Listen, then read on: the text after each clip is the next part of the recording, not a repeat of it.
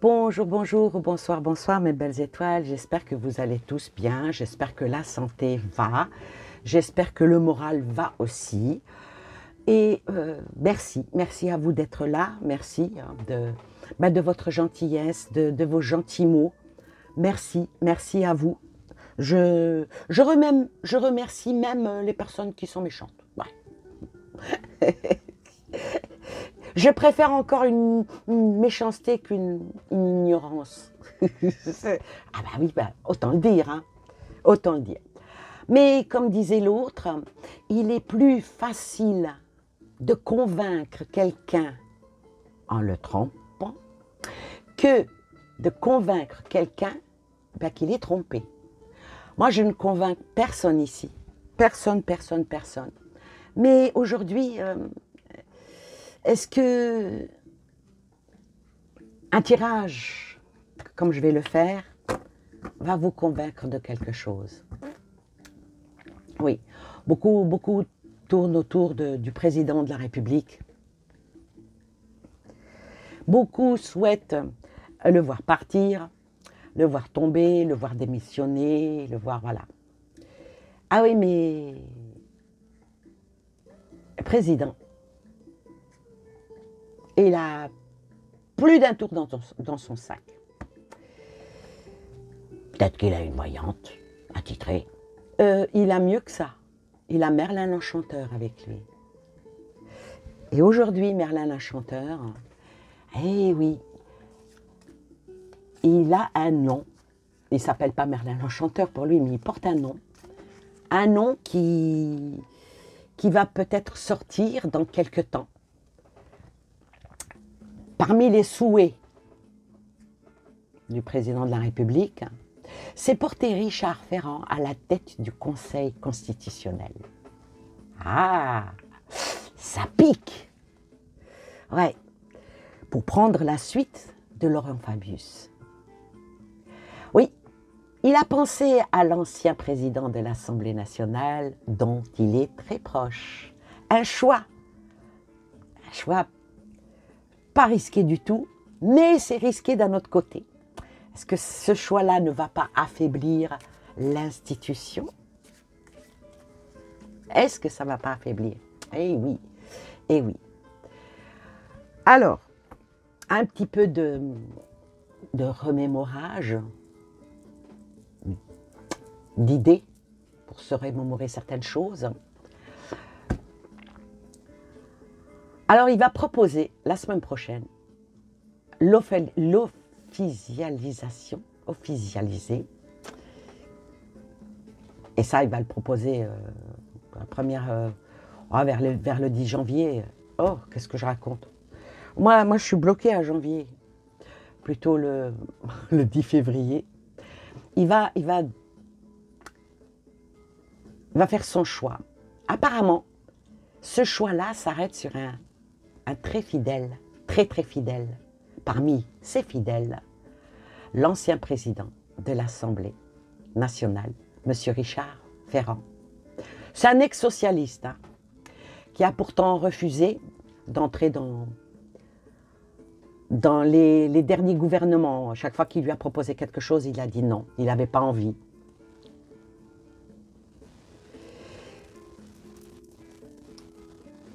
Pourquoi? Parce que pour lui, ce n'était pas encore le moment. Il y en a qui disent que c'est un homme de devoir, plus que de carrière. Mais à ce niveau-là, permettez-moi d'en douter. Parce que vous savez, tout peut se passer dans les prochaines années. Et surtout que ce mandat-là, il est pour 9 ans. Alors le futur président du Conseil connaîtra automatiquement 2 présidentielles, en 2027 et en 2032. Est-ce qu'il va en connaître que un?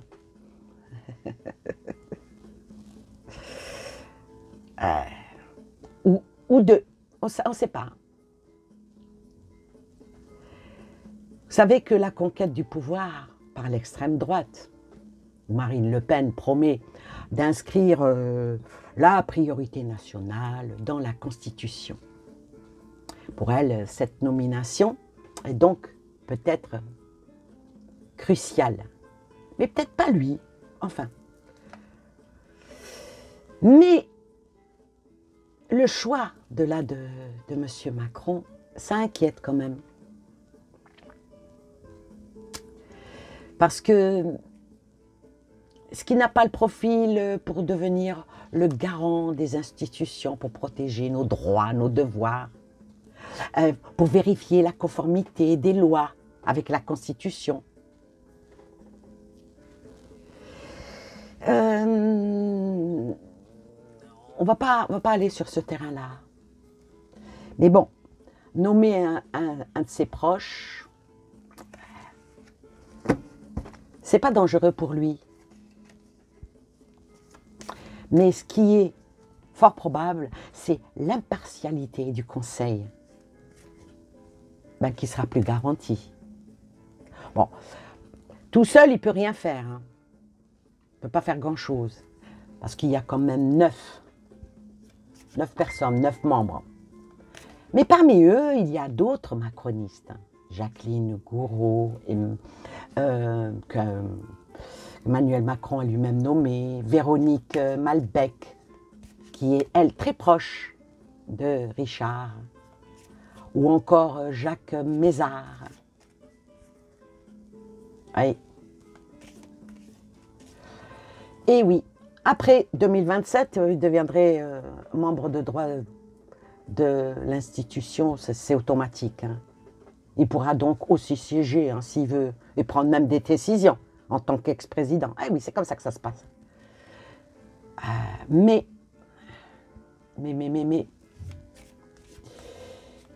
c'est là qu'il est là le mais. Est-ce que il pourrait parvenir à modifier les règles pour dissoudre avant l'été prochain pour pouvoir faire plus de mandats consécutifs? Eh oui. Alors, c'est une belle tactique parce qu'ils peuvent changer les lois. Et les lois en France, comme dans pas mal de pays, pas plus de mandats. Est-ce qu'il va... Parce que ça sauverait beaucoup de choses, hein, avec tous les scandales qu'il y a autour de lui, autour de son épouse. Et ça... Ah, mais vous allez me dire, oui, mais les gens, ils ne voteront pas pour lui. Bah, s'il se retrouve encore devant Marine Le Pen, les gens vont encore voter pour lui. Eh oui. Alors, on va voir. On va voir ce que ce petit oracle, c'est un oracle de la bonne aventure. On va lui tirer la bonne aventure. Imaginons que je suis dans une roulotte, avec mes grandes boucles d'oreilles créoles. Bon, il faudrait que je mette un peu plus de bagues. Bon, j'ai pas un nez crochu, mais voilà. Alors, on va voir. On va voir... je ne pose pas la question, est-ce que ce monsieur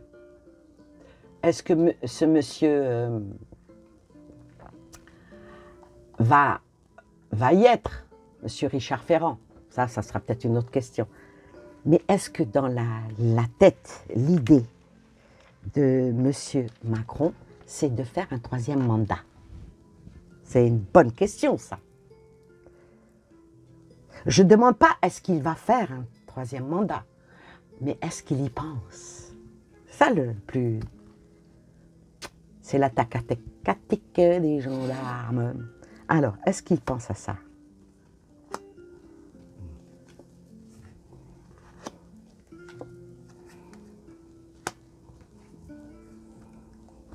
Ah, il y a 2 cartes ici. Alors, la question que j'ai posée, est-ce que M. Macron pense à faire un 3e mandat? On regarde les cartes, la réponse, elle est oui. Alors, je vais expliquer, étant donné que beaucoup de choses sont cassées, est-ce que son image à lui-même, avec le miroir cassé, est cassée? Le roi veut avancer vers quelque chose de nouveau, en s'entourant d'amis pour avoir les clés de la nouvelle porte.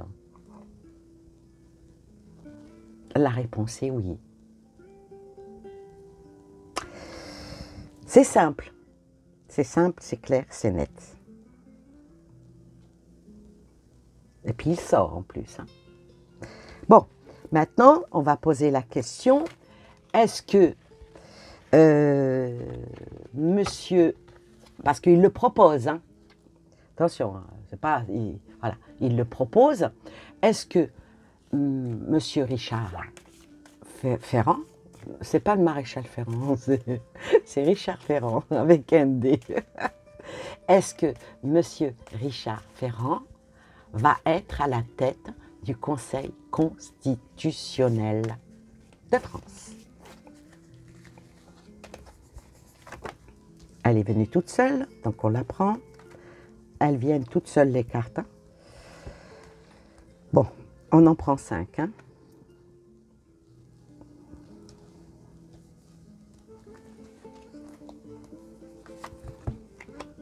Alors.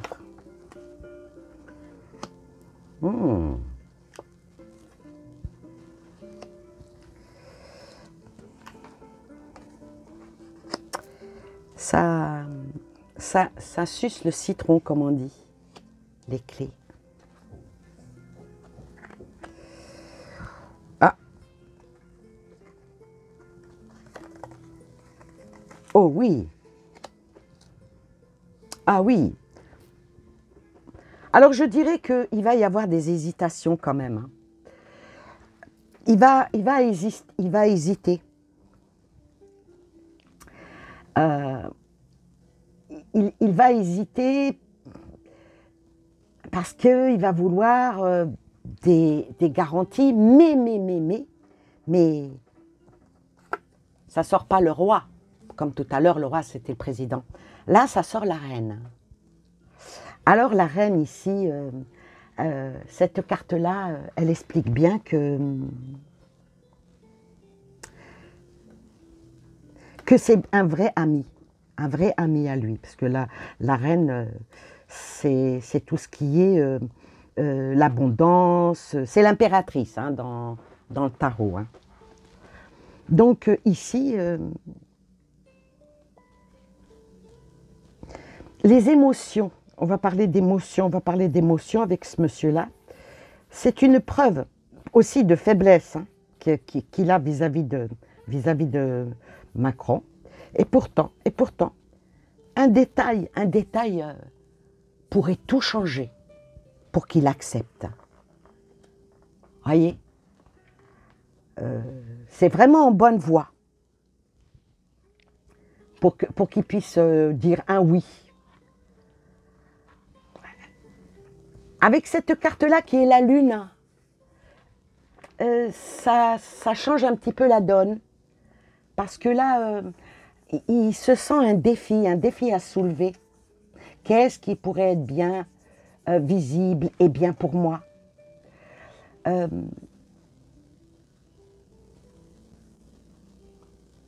C'est quand même un humaniste, ce monsieur.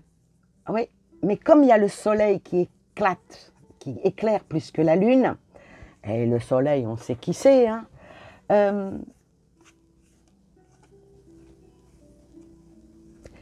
je dirais que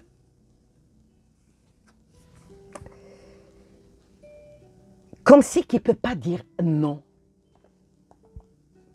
On ne va pas dire qu'on lui force la main, mais on va lui promettre beaucoup de choses. Et c'est ça le problème d'ailleurs. Tout le monde est... On peut acheter tout le monde en fin de compte. Même le plus brave des braves. La corruption, malheureusement, elle n'a pas de limite. La corruption, elle est là. Et c'est pas évident. Mais la lune et l'étoile qui se côtoient comme ça, c'est pas innocent. C'est comme si que entre le oui, le non. Mais avec cette carte-là, toutes les chances sont là. Hein, qu'ils disent oui. Hein. En tout cas, l'inspiration, elle est bien ancrée.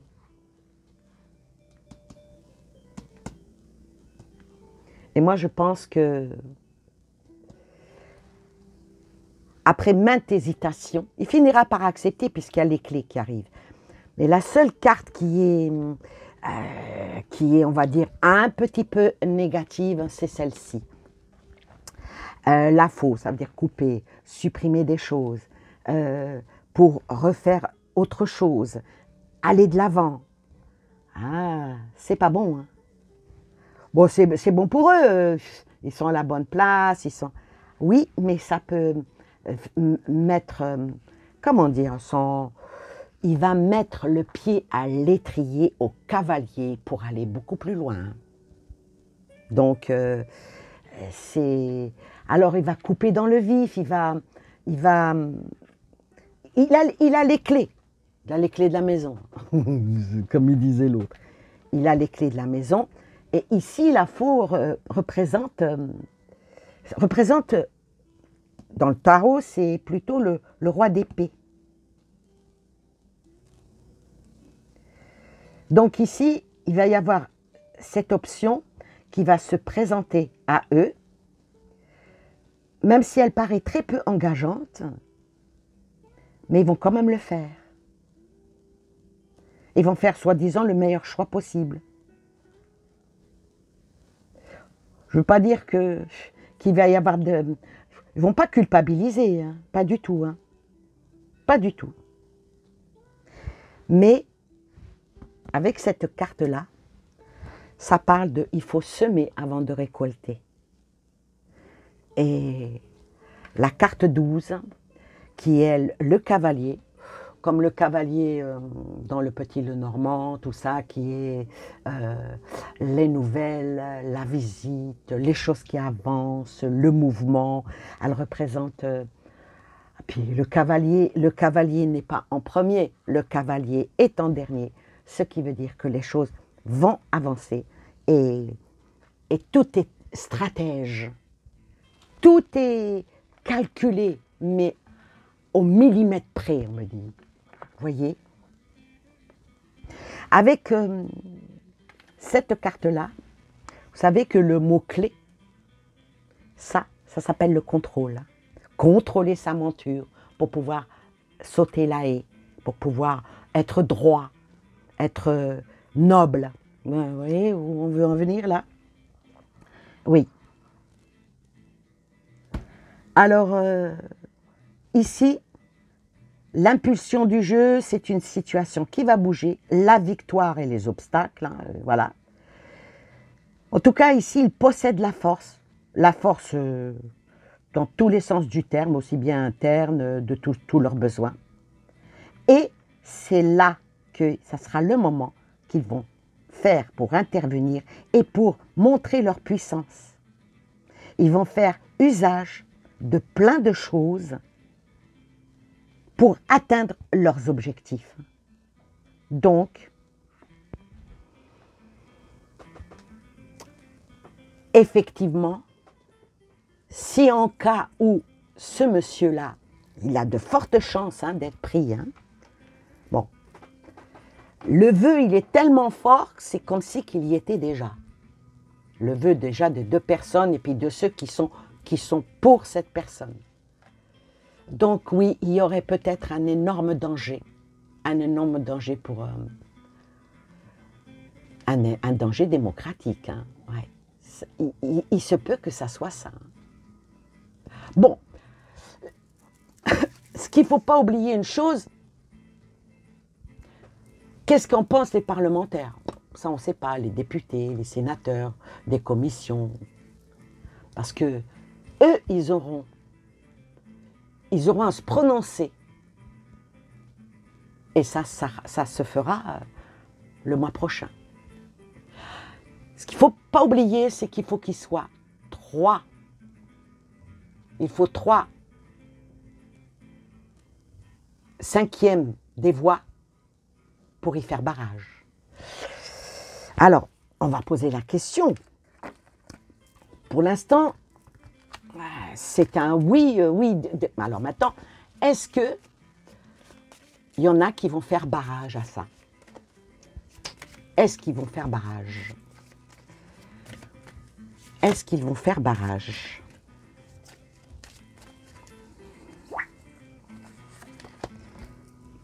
Vous savez, hein, il nous prend pour des idiots. Mais excusez-moi. Hein. Ah oui. Alors, est-ce qu'il va y avoir assez de voix pour faire barrage à cette élection? Ouais, déjà, le cavalier qui avance. Oh, il y en a 2 cartes. Oula. Oh. Alors là, voyez le tirage comment qu'il est. Il y a des cartes elles étaient collées entre elles. Et là, la première carte qui est sortie, c'est celle-ci. Alors bon, celle-là, c'est la poignée de main, c'est les accords, on est d'accord, il n'y a pas de problème, tout va très bien. Ah oui, mais il y a la carte du cochon. On va tous aller à l'abattoir. Alors la carte du cochon, ça représente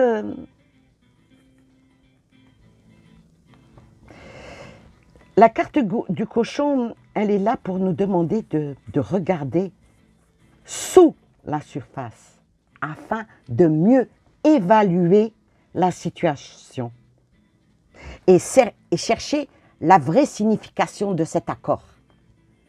Ça va être houleux, hein, je vous le dis tout de suite. Hein. Bon, à la fin, le porc, il finit en jambon à la broche. Enfin, c'est pas gentil pour la petite bête. Mais là, ça va, comment dire, ça va chier des bulles. Hein. Pourquoi? Parce que,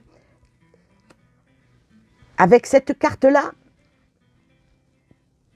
tout le monde tire dans le même sens. Tout le monde risque de basculer. Ah, mais celle qui était au-dessus, c'est celle-là. Il va y avoir trahison, moi, je vous dis.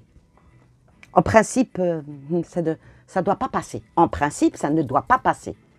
Mais cette carte était en dessous et collée. Et cette carte-là, ah ben, elle est parlante. Hein. On est d'accord. Tout le monde s'entend bien. On va continuer quand même.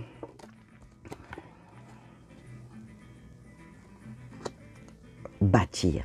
Oh là là. Oh là là là là là là là là là là. Bâtir. Bâtir. Les enfants. Alors cette carte-là, dans un jeu comme ça, quand il y a des très très supérieurs, et sort la carte, parce que là c'est un truc pour que des gens hauts, hein, sort la carte de l'enfant. Un enfant, quand il pleure, on lui donne une sucette. Quand il est vilain, on lui donne la fessée. Vous voyez un peu comment que c'est? Et bien là, est-ce que certains d'entre eux vont dire, le peuple nous dit qu'il faut qu'il soit vu et entendu. C'est le peuple, ça. Hein. Voilà. Le peuple, c'est les petits, dont l'on leur de quoi s'amuser, et puis on fait d'eux ce que l'on veut. Mais, puisque ça vient, il y a de ce côté-là, cette carte-là, elle apporte une certaine promesse, une promesse d'amitié, puisqu'il y a une poignée de main, d'amitié et d'amitié durable. On se soutient, on est là, par rapport aux camaraderies, par rapport aux appartenances. Que les gens soient introvertis ou extravertis, mais là, il va y avoir du mal à trouver un tremplin d'entente pour continuer. Ça va reparler du passé, donc les choses pour changer le passé, pour changer tout ce qui est de la Constitution. Oh la vache. Après. Ah.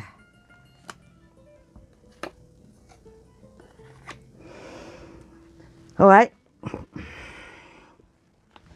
Donc avec la 26 et la 29, c'est... Moi, je dirais que ils vont laisser passer. Hein. Ils vont...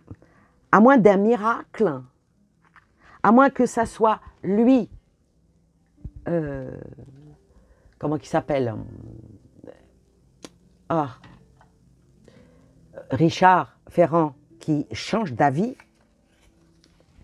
c'est acté, hein, c'est bon, hein, c'est dans la poche. Hein.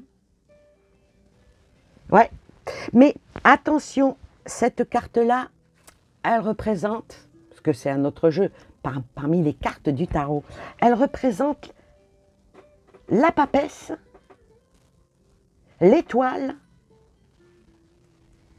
comme elle est là, l'étoile, mais elle représente aussi l'ermite. Hein. Pas qu'un double tranchant, ça tranche des deux côtés et ça pique.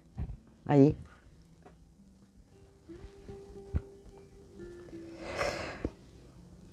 Vous savez quoi? Je vous dirais, on ne peut pas voir les étoiles quand il fait grand soleil. Et oui.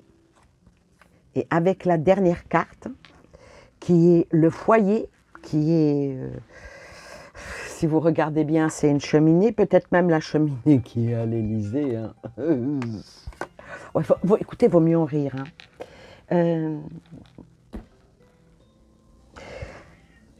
Donc là, il va y avoir tellement de passion dans cette affaire, il va y avoir tellement d'enflammement dans cette affaire, il va y avoir tellement d'énergie et de volonté, de puissance pour obtenir ce grand résultat. Ça indique aussi un énorme changement. Peut-être la situation mérite d'être réexaminée. Hein? Eh bien, ils vont tout réexaminer. Voilà. Voilà par rapport à ce monsieur.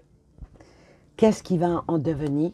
Moi, ça me dit ici que il va accepter. Il va accepter. Et il va y avoir un sacré coup d'entourloupe là-dessus. Là-dessous. Ou là-dessus. Je ne sais pas, comme vous voulez. Prochaine vidéo. Est-ce qu'il va faire un troisième mandat? Ah. Allez, juste un petit goût comme ça, parce que bon, pour voir s'il va faire un troisième mandat, il faudrait que je prenne beaucoup plus de temps. Oh ouais, le chien. Et le chemin. C'est bien parti. C'est bien parti pour qu'on nous la fasse à l'envers. Pour ça. Et pendant ce temps-là, on occupe les Français avec le climat, on occupe les Français avec l'Algérie par-ci, l'Algérie. Ah oui, il n'y a que ça à la télé. Hein. Mais ça, ils n'en parlent pas. Ça, ils n'en parlent pas. Et de l'autre côté, ça alimente la vie sexuelle des libellules. Bon, je ferai une vidéo là-dessus pour voir comment ça va finir. Si vous avez vu ma vidéo par rapport fake news ou pas,